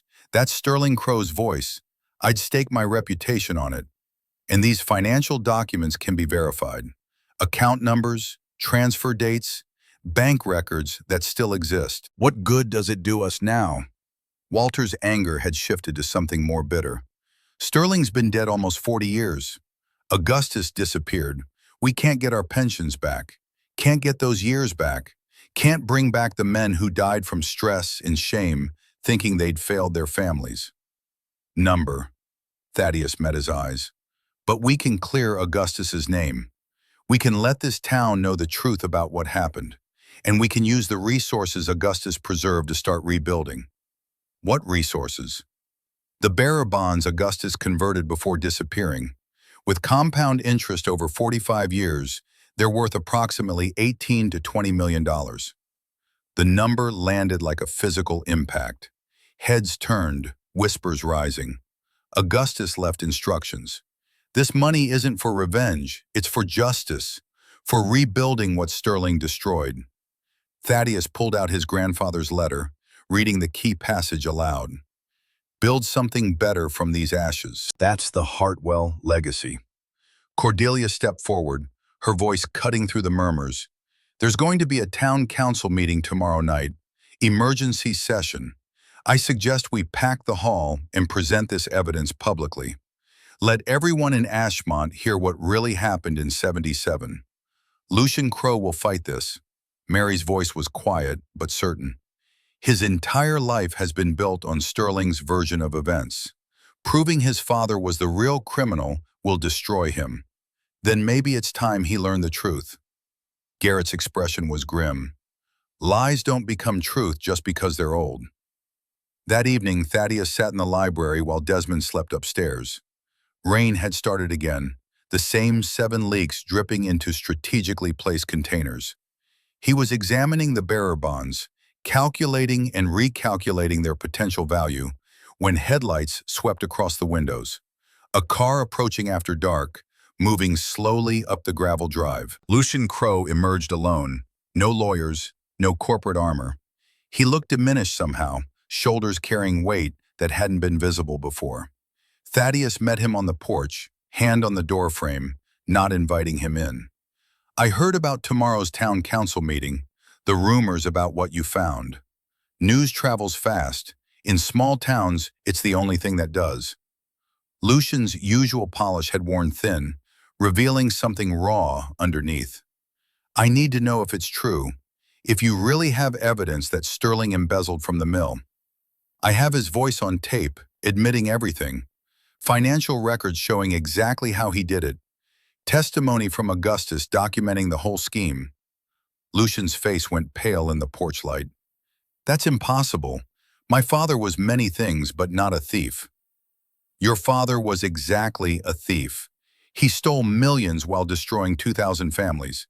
Then he blamed Augustus to avoid consequences. Lucian sank onto the porch steps, expensive suit forgotten, sitting like a man who just watched his entire foundation crack. If that's true, then everything I believed about my childhood, about my mother's death, about why I've spent 20 years building Crowe Enterprises. He looked up, and his eyes held something that might have been tears or might have been fury. I've been fighting the wrong enemy my entire adult life. Your mother knew. Thaddeus descended the steps, sitting beside him despite everything. Cordelia has a letter Evangeline wrote before she died. She'd learned the truth about Sterling's crimes. That knowledge, plus her grief about Augustus, destroyed her. Lucian's hands were shaking. I was 16 when she killed herself. Found her in the bathtub, sleeping pills and vodka. She left no note, no explanation. Just silence. I'm sorry. The words felt inadequate, but Thaddeus meant them. No one should carry that kind of loss. They sat there as rain intensified. 2 men connected by lies their fathers had told, or been told. By a history neither had chosen, but both had inherited. Finally, Lucian stood, brushing water from his suit with automatic gestures. Play the tape tomorrow. Let the town hear it. His voice was hollow, scraped clean of everything but exhaustion. I won't fight you. Can't fight you, not with that kind of evidence. But understand, Mr. Brennan, that you're destroying more than just my father's reputation. You're destroying the story I built my entire identity around. Sometimes truth costs everything, and we pay it anyway. Thaddeus stood as well. Augustus could have fought Sterling directly in '77, could have gone to the authorities with what he knew, but he chose differently. Chose to protect the innocent, even if it meant dying with his name ruined. That's the legacy I'm trying to honor. Lucian walked to his car, paused with the door open. My mother loved Augustus Hartwell, didn't she? Actually loved him, not just an affair. Yes, according to her letters, yes. Then she died believing she'd betrayed a good man for a criminal one. The pain in his voice was physical. That's the truth I have to live with now. The Mercedes pulled away, taillights disappearing into rain and darkness. Thaddeus remained on the porch, understanding that tomorrow would break something that had held for decades, and not knowing if what came after would be better or just different. The Ashmont Community Center filled beyond capacity by 6 o'clock. 180 people crammed into a space designed for 120, standing room only along the walls, people crowding the doorway trying to hear. The town council sat behind their table at the front, 5 members who looked like they'd rather be anywhere else. Lucian Crowe sat front row with 3 lawyers in expensive suits, their briefcases like weapons waiting to be deployed. Sheriff Whitlock opened the meeting with formality that barely concealed tension. We're here to present new evidence regarding events from May 1977, specifically the disappearance of Augustus Hartwell and subsequent closure of Hartwell Steel. He introduced Thaddeus, explaining the inheritance, the family connection, the discoveries in the mansion. The murmur through the crowd was river-like, flowing and constant. Lucian sat motionless, face unreadable. Before we proceed, I want to establish Mr. Brennan's credibility. Garrett's voice carried authority that silenced whispers. The financial documents he discovered have been verified by independent forensic accountants. The tape recording has been authenticated by audio specialists. What you're about to hear represents factual evidence of crimes committed against this community 45 years ago. The reel-to-reel player sat on a table beside the council, ancient and solid. Garrett threaded the tape, and Sterling Crowe's voice filled the community center. People who'd known him alive flinched at the sound. People who'd only heard stories sat forward, hearing history speak directly across the decades. When the tape ended, Walter Grayson stood in the middle rows. That's why our pensions vanished, why the equipment kept breaking down, why Sterling kept saying we had to accept pay cuts while he drove a new Cadillac every year. The tremor in his voice spread to his hands. He was robbing us blind while blaming Augustus Hartwell for imaginary crimes. Another worker rose, then another, voices overlapping with rage and grief and validation of suspicions they'd carried for decades. The lawyers whispered urgently to Lucian, but he waved them to silence, standing slowly. The room quieted, everyone turning to see how Sterling Crowe's son would respond. That's my father's voice. Lucian's words dropped into silence like stones into still water. I recognize it. And what he's saying, he paused, struggling visibly. What he's saying is a confession to crimes I've spent my life denying existed. One of the lawyers stood. Mr. Crowe, I strongly advise against any public statements. Enough. Lucian turned to the lawyer, and his voice carried steel underneath the exhaustion. I'm done with lies, done protecting a legacy built on theft and manipulation. He faced the assembled crowd, these people whose families his father had destroyed. I believed Augustus Hartwell was a criminal, believed my father was the victim of betrayal. I've spent 20 years building Crowe Enterprises to restore what I thought Augustus had stolen. He gestured at the reel-to-reel player. But that tape proves I was wrong. My father was the thief. Augustus was innocent. The admission seemed to cost him something physical. His shoulders sagged, hands gripping the chair back for support. My mother killed herself because she knew this truth and couldn't live with it. She loved Augustus, and she died thinking she'd betrayed him for a man who turned out to be everything Augustus was accused of being. Lucian's voice broke slightly. That's the legacy I actually inherited. Mary stood in the back row. Your mother was kind to me, to all of us at the library. She didn't deserve what Sterling put her through. No, she didn't. And neither did Augustus. Neither did any of you. Lucian looked at Thaddeus. I owe you an apology, Mr. Brennan. I tried to force you out, to bury evidence, to continue the lies my father started. I was wrong. The town council members exchanged glances, uncertain how to proceed when the antagonist had surrendered before battle was truly joined. The crowd's anger had shifted to something more complex, understanding that Lucian himself was a victim of Sterling's crimes, though a privileged one. Cordelia rose from her seat, her age and dignity commanding attention. The question now isn't about the past. That's settled. The question is what we do going forward. Augustus left resources specifically to help rebuild this community. Thaddeus Brennan has those resources. The question is whether we help him use them properly. Thaddeus stood, feeling 200 pairs of eyes assess him. My grandfather converted his legitimate assets to bearer bonds worth approximately $18 to $20 million in today's value. His instructions were clear. Use this money for justice, not revenge. Use it to rebuild what Sterling destroyed. He looked at the former workers. I can't give you back your pensions, can't return the years you lost, but I can help create something new. He outlined his proposal. Convert the abandoned mill to a vocational training center. Modern construction techniques combined with traditional craftsmanship. Invest $10 million from Augustus's funds as endowment. Create 200 jobs within 2 years. Not minimum wage retail, but skilled trades with real futures. And I'm asking Crow Enterprises to partner in this effort. Thaddeus turned to Lucian. Your company has resources, infrastructure, connections. My inheritance has capital and moral authority. Together, we could actually accomplish what Augustus envisioned. The room erupted, some shouting approval, others objecting, many simply trying to process the whiplash from confrontation to collaboration. Lucian stood motionless, lawyers whispering urgently, clearly advising against any commitment. Why would I do that? His voice cut through the noise. My company was built on money Sterling embezzled.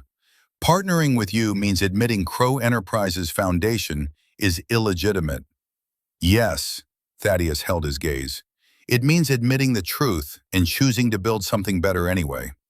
It means turning your father's crimes into something redemptive. It means giving this town a real future instead of minimum wage retail pretending to be revitalization. One of the lawyers stood again. Mr. Crow, this would expose the company to massive liability. Potential lawsuits from workers, from shareholders. I don't care. Lucian's words were quiet, but absolute. For 20 years, I've been building the wrong thing for the wrong reasons. Maybe it's time I built something that actually matters. He extended his hand to Thaddeus. Partners, complete financial transparency, independent oversight board, former workers get seats at the table, and Augustus's name gets cleared publicly with no ambiguity. Thaddeus shook his hand, feeling the room's atmosphere shift from confrontation to possibility.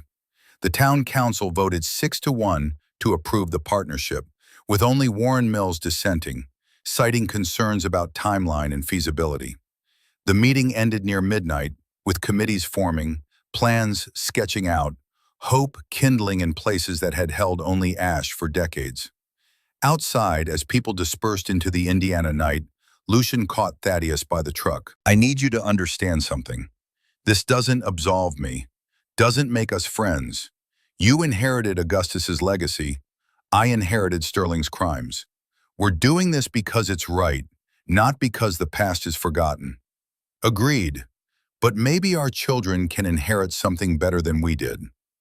Lucian glanced back at the community center, where lights were finally going dark.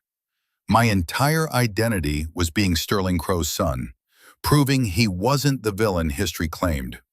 Now I have to figure out who I am when that foundation is gone. You're whoever you choose to be from this point forward. That's the only inheritance that actually matters. 1 year transformed Ashmont in ways that statistics couldn't capture and photographs only hinted at. The old mill complex rose from industrial graveyard to become something Thaddeus could only describe as purpose made visible. Steel girders that had once forged Chicago's skyline now framed classrooms where young hands learned to read wood grain and calculate load-bearing tolerances. The brick walls Sterling had abandoned held welding stations and CNC machines, traditional joinery benches beside computer-aided design terminals. Progress wasn't replacing craftsmanship here. It was learning to speak the same language. The November morning brought clouds low enough to taste, air carrying the promise of winter that would arrive in earnest before month's end. Thaddeus stood in the training center's main hall, watching 85 students file in for graduation ceremony. Not the 100 they'd hoped for in those first optimistic planning sessions.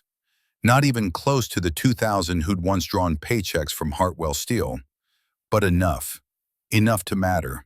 Enough to prove that building something lasting required starting with what you had, rather than mourning what you'd lost. 62 would walk across the stage today.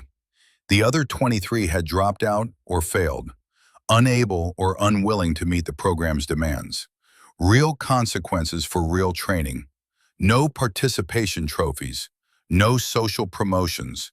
Just the unforgiving mathematics of, can you do the work or can't you? 51 of the graduates already had job offers, positions scattered across 3 states where employers had learned that Ashmont Training Center on a resume meant something. Meant hands that understood that details mattered, that precision was its own form of respect, that building things to last started with caring whether they did. Main Street showed cautious signs of recovery. 7 new businesses where there had been empty storefronts. The for rent signs were coming down one by one, replaced by open flags and hand-painted shingles that suggested permanence rather than desperation. The population had crept upward by 200 souls, the first growth since 1979. Not an explosion, not a renaissance, just the slow work of undoing decades of decline, one decision at a time. Desmond sat in the front row beside Cordelia, 10 years old now and growing into Augustus's frame faster than Thaddeus was ready to accept. The boy wore the suit they'd bought for occasions that mattered, charcoal gray that would serve him through junior high if he didn't outgrow it first. His hands rested in his lap, calloused now from the woodworking he did in the mansion's carriage house workshop. Third generation of Brennan craftsmen learning that building things right required patience that 10-year-olds struggled with but eventually understood. The mansion had opened to tour groups 6 months earlier, its restoration complete enough to show what it had been and what it was becoming. Revenue from admissions went to scholarships bearing Augustus's name, helping kids whose parents couldn't afford the training center's modest tuition. The tower room remained Desmond's private space, but the rest had become something between museum and monument, a place where people could stand in rooms where secrets had waited 4 decades, and understand that truth had its own timeline, indifferent to human impatience. Lucian Crow entered from the side door, moving with less certainty than he'd shown that first day outside the mansion. Therapy was helping, he'd told Thaddeus last week, over coffee that neither of them particularly wanted, but both understood was necessary. Helping him separate Sterling's crimes from his own identity, helping him build something that wasn't just reaction against a father who'd never deserved the defense his son had mounted. Crow Enterprises had restructured significantly. 40% of its holdings transferred to a community trust that operated with transparency Sterling would have found incomprehensible. Lucian kept enough control to ensure ethical operation, but not enough to dominate. Partnership instead of ownership. Collaboration instead of conquest. The restructuring had cost them. A major contract lost when the fraud revelations went public, clients uncomfortable with the association, no matter how much Lucian tried to distance present from past. 30 employees laid off in the downsizing that followed, families disrupted by consequences that traced back to Sterling's decisions 50 years prior. Some of those 30 blamed Thaddeus for digging up truths better left buried, for prioritizing justice over jobs, for caring more about the dead than the living. Walter Grayson led that opposition, his voice carrying weight in town halls and church basements, where people gathered to debate whether Augustus's millions could ever truly compensate for what Sterling had stolen. The arguments ran circles around themselves. Yes, the training center created jobs, but different jobs, requiring skills not everyone possessed, demanding commitments not everyone could make. Yes, truth mattered, but so did feeding families today, not in some theoretical future where justice had been properly served. Thaddeus understood their anger, even when it cut deep. He'd made choices that hurt people, even while trying to help them.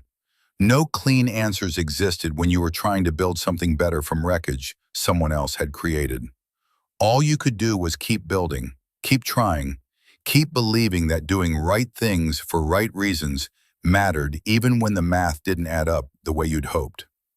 Sheriff Whitlock took the podium, his uniform crisp despite the years it had been wearing him. The ceremony proceeded with practiced efficiency, names called, hands shaken, certificates presented in leather portfolios that would outlast the paper they protected. Families applauded their graduates, pride mixing with relief that this particular finish line had been crossed. Some of these students were second chances incarnate, people who'd stumbled through traditional education but found their footing when abstract concepts became concrete materials, when theory transformed into practice. The keynote speaker was scheduled for after the certificate presentations, before the final benediction. Thaddeus was reviewing his prepared remarks when movement at the back of the hall drew attention. A rental sedan had parked outside, visible through the tall windows. An elderly man emerged with the careful movements of someone rationing energy against a finite supply. He was perhaps 78, white hair thin across a liver-spotted scalp, eyes still sharp behind wire-rimmed glasses, despite the decades they'd been witnessing. He wore a suit that had been expensive once, now dated in cut but maintained with obvious care. His tie was knotted with precision that spoke to decades of professional habit. Garrett saw him first, his expression shifting through shock to something like vindication. He crossed the hall quickly, speaking quietly to the old man before leading him to where Thaddeus and Lucian stood. "This is Ezra Thornton." Garrett's voice carried weight that silenced the nearest conversations. "He has something you need to hear." The microphone squealed feedback as Ezra took it, hands trembling slightly. The hall fell silent. 200 people suddenly focused on this stranger who'd interrupted their ceremony. "I was chief accountant at Hartwell Steel from 1965 to 77. His voice carried surprisingly well for someone his age. Projection learned from decades of speaking to boardrooms and factory floors. "Sterling Crow forced me to falsify the company books in 76. Told me if I refused, my family would suffer accidents. I was a coward. I complied." Absolute silence held the room now. Thaddeus felt his chest tighten, recognizing this moment as something Augustus might have planned, or at least hoped for. Truth arriving not when convenient, but when it could no longer be avoided. May 16th, 77. I saw Augustus Hartwell leave the mill for the last time. The old man's voice strengthened, losing its tremor as confession became testimony. I just finished creating the false evidence Sterling would use to frame him for embezzlement I'd helped commit. Augustus saw me in the parking lot, knew what I'd been forced to do. Instead of anger or accusation, he stopped and looked me straight in the eyes. Ezra paused, and something like tears threatened at the corners of his vision. He said, "Live truly, Ezra. Don't let fear control your life." Those were the last words Augustus Hartwell spoke to me. Then he got in his car and drove away, and I never saw him again. The silence broke with murmurs, people processing this addition to a story they thought complete. Lucian had gone pale, hands gripping the table edge. I've carried that guilt for 45 years. Ezra's voice dropped lower, forcing people to lean forward to hear. When I heard about this training center, about Augustus's grandson honoring his vision, I knew I couldn't die with that silence intact. Had to come here, had to tell the truth while I still could. He looked directly at Thaddeus. Your grandfather was the best man I ever knew. He chose to disappear rather than fight in a way that would destroy innocent people. That's courage I never had. And looking at what you've built here, at this community coming together, I think Augustus saw farther than any of us understood. Saw that someday, the right person would come to finish what he started. Did he say where he was going? Thaddeus's voice came out rougher than he'd intended. No, but he wasn't running, wasn't afraid. He knew exactly what he was doing and why. Ezra's hands steadied slightly, finding equilibrium in confession. I think Augustus understood that some fights can't be won in the moment, that sometimes you plant seeds for harvest you'll never see. And standing here today, watching these young people graduate, I think those seeds found good soil. The applause started slowly, building as people understood what they were witnessing. Not just a ceremony anymore, but a closing of accounts 45 years overdue. Ezra returned the microphone to Garrett and took a seat in the back row, unburdened in a way his posture made visible. Thaddeus's prepared remarks felt inadequate after that, too formal and planned for a moment that had become something else entirely. He abandoned his notes and spoke from the place where Augustus's blood ran through his veins. My grandfather believed that what we build matters more than what we inherit, that craftsmanship isn't just about skill, but about integrity, that doing things right costs more and takes longer, but creates value that outlasts us. He gestured at the graduates. You've proven that belief wasn't naive, wasn't outdated, wasn't some romantic notion about a past that never existed. You've learned skills that will feed your families and build your communities. You've earned something that can't be taken away by economic crashes or corporate restructuring. You've become people who know how to make things that last. He paused, looking at Lucian, at Cordelia, at the faces of workers who'd lost everything to Sterling's greed. This center exists because Augustus Hartwell chose truth over revenge, chose protection over vindication, chose to trust that eventually someone would come along who'd finish what he started. I don't know if I'm worthy of that trust. Don't know if what we build here matches what he envisioned. But I know we're trying.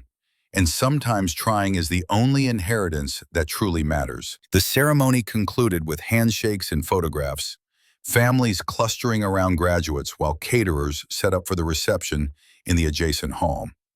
Thaddeus found himself pulled into conversations with employers praising the program, with students thanking him for opportunities they'd never imagined, with skeptics admitting maybe this crazy idea might actually work. Ezra approached as the crowd thinned, moving slowly but deliberately. May I see the mansion where Augustus lived? Of course. We'll go now if you'd like. The drive took 10 minutes, Elm Street curving up through trees that were losing their last leaves to November wind.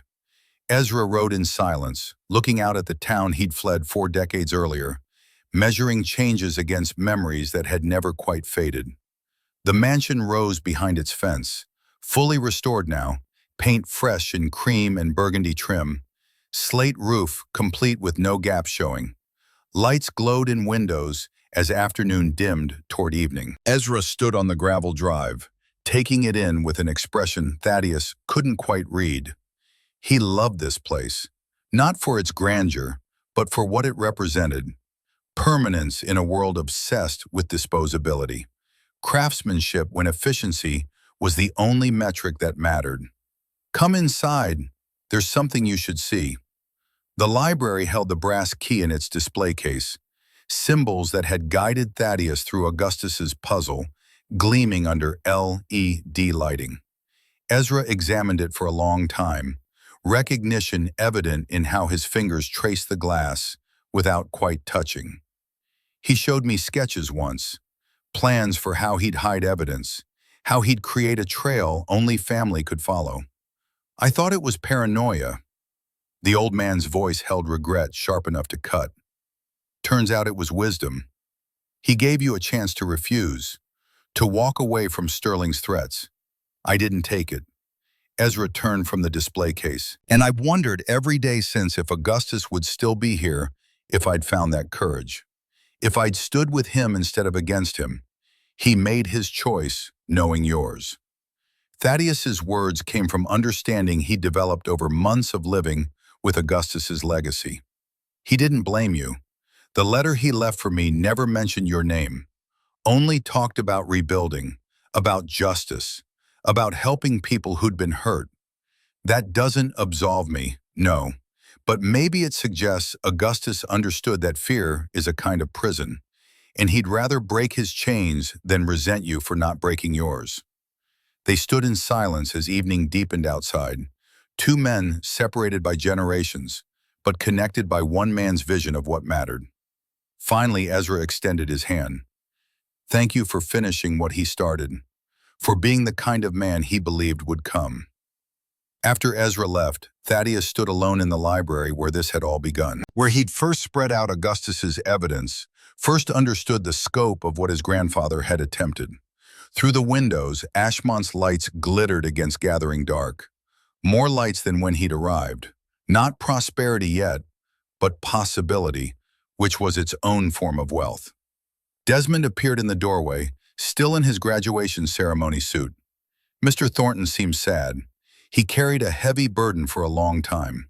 Sometimes confession is the only way to put it down. Did great-grandpa Augustus forgive him? I think Augustus understood that forgiveness isn't always necessary. Sometimes people just need permission to forgive themselves. Thaddeus pulled his son close. Come here, I want to show you something. He led Desmond to Augustus's restored study, the desk where his grandfather had sat planning this elaborate puzzle. In the bottom drawer, wrapped in the same oilcloth that had protected the first key, was a letter Thaddeus had found weeks ago, but hadn't been ready to share. Augustus had written it knowing he might never be found, might disappear into whatever fate awaited him. The handwriting was steady, despite what must have been extraordinary stress. To whoever inherits this house and unravels its mysteries. If you've read this far, you've followed a trail I left across decades. You've discovered truths about my life, my loves, my choices.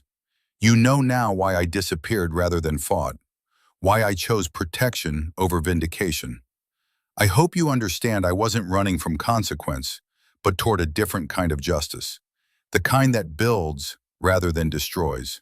The kind that plants seeds for harvests I'll never see. Use what I've left wisely, not to punish the guilty, but to help the innocent. Not to settle scores, but to create opportunities. Not to look backward with anger, but forward with hope. And remember, the best inheritance isn't what you receive, but what you choose to build with it. With love across time, Augustus Hartwell. Thaddeus's throat tightened reading it aloud, the weight of that love pressing against his chest. Desmond was quiet for a long moment. He knew you'd come, knew exactly who you'd be. I don't think he knew me specifically, just knew that eventually someone with Brennan blood and a craftsman's hands would need this place badly enough to fight for it. He was patient enough to wait. Like how you're patient with me when I mess up dovetail joints? Exactly like that. Because Augustus taught me something I'm trying to teach you. That building things that last means accepting failure as part of the process. Means trying again until you get it right. Means caring enough about the outcome to invest time most people think is wasted. Snow began falling as they stood there, first flakes of winter drifting past the windows. Thaddeus walked to the glass, watching white accumulate on the lawn that Desmond had learned to maintain, on the gardens they'd restored together, on the fence they'd repainted last summer, covering everything in possibility, in the promise that what lay dormant might grow again when seasons turned. His phone buzzed. Text from Lucian. Swiss Bank confirmed final transfer. $34 million total. Board meeting Tuesday to allocate first grants. You should be there. The money was real. The partnerships were holding. The training center had graduated its first class. Augustus's name had been cleared. Justice, of a kind, had been served. Not the clean mathematical justice where every wrong was perfectly balanced by compensation, but the messy human version where you did your best with what you had and hoped it was enough. Desmond pressed against the window, breath fogging glass. It's really ours now, isn't it? The house, the town, all of it, ours to take care of, not to own. Thaddeus's hand found his son's shoulder. There's a difference. Ownership is about control. Stewardship is about responsibility. Augustus understood that distinction. It's why he built this place to outlast him. What are we building that'll outlast us? The question hung in the air while snow accumulated outside, transforming familiar landscape into something new. Thaddeus thought about the training center, about scholarships in Augustus's name, about students learning crafts that mattered, about Lucian choosing redemption over denial, about Ezra finally finding courage to confess, about all the small decisions that added up to something larger than any individual choice. We're building the same thing Augustus built, the same thing my grandfather and your great-great-grandfather built. Not just houses or businesses or institutions. We're building the belief that doing things right matters even when it's hard. That craftsmanship is its own form of integrity. That what we make with our hands and hearts outlasts what we accumulate with ambition or inheritance. He turned from the window, meeting his son's eyes. And someday, when you're standing where I am, you'll build something even better. Because that's what legacy actually means. Not preservation, but transformation. Not maintaining the past, but using it to create a future worth passing on. Outside, snow continued falling across Ashmont, covering the scars of decline with temporary beauty that would melt and return season after season, indifferent to human plans. But inside the mansion, Augustus Hartwell had built to last. 3 generations of choices were being honored by a fourth, who was just learning that the best inheritance wasn't wealth or property or even truth. It was the responsibility to build something that mattered, something that would outlast its makers, something worthy of the sacrifices that had brought it into being. The brass key rested in its case, purpose fulfilled, symbols decoded. But in the workshop upstairs, new tools were being mastered.